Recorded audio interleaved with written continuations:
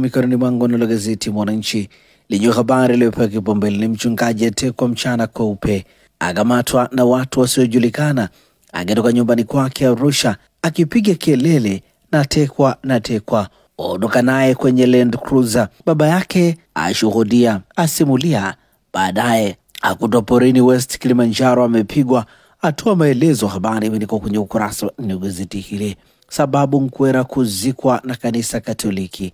Habari katika ukurasa wa 7 wa gazeti hili. Nukuu iliyoandikwa kwenye ukurasa wa mbele wa gazeti hili ni ya Padri Anton Manseri ikisema kuna watu siku hizi wamekuwa wakizika miili kwa kuitupa, kuichoma, lakini eleweni, mwili wa Mkristo una thamani sana na unapaswa kuzikwa kwa heshima zote. Ndivyo tulivyomfanyia mpendwa wetu hapa. Habari picha ikionyesha mapadri wakiweka maua kwenye kaburi la Padri Felician Mkwera wakati wa mazishi ya mwili wake yaliyofanyika katika kituo cha Mwombezi Ubungo Riverside jijini Dar es Salaam.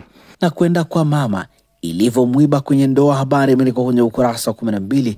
Mambo 6 kugonga vichwa kamati kuu Chadema. Habari imeandikwa kwenye ukurasa wa 5. Lakini pia gazeti hili limeandika Rais Samia kuto kushiriki uchaguzi sio uzalendo. Habari imeandikwa kwenye ukurasa wa 7, na hivi ndivyo ambavyo limeandika gazeti Mwananchi katika ukurasa wake wa mbele.